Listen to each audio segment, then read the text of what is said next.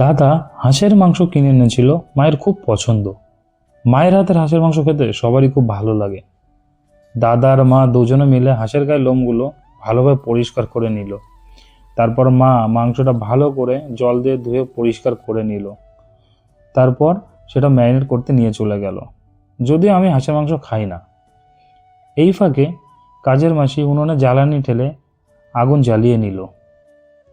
Marinate করা মাংসগুলো মা রান্নাঘর থেকে বাইরে নিয়ে চলে এলো। তারপর কড়াইয়ে তেল ঢেলে দিল, কেননা আলুটা ভাজতে হবে। তো আলুটা ঢেলে দিল। কিছুক্ষণ নাড়াচাড়া করে ভালোভাবে আলুটা ভাজার পর আলুটা একটা বাটিতে তুলে নিল।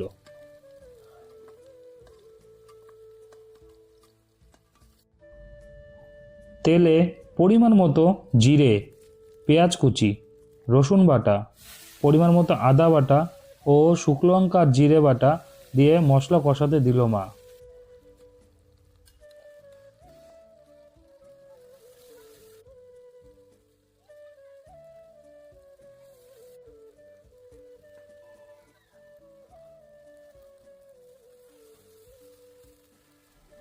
কষানো হয়ে গেলে হলুদ আর গরম জল দিয়ে দিল, যাতে মশলাটা ভালোভাবে মিশে যায়।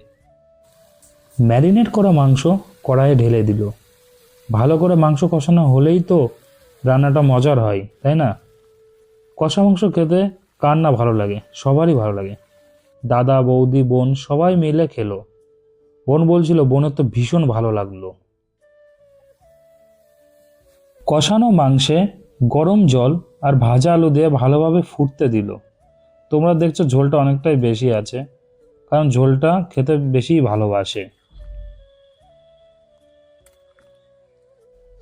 সব শেষে বাটা গরম মশলা দিয়ে কিছুক্ষণ ঢেকে রেখে মা মাংসটা পাত্রে তুলে নিল।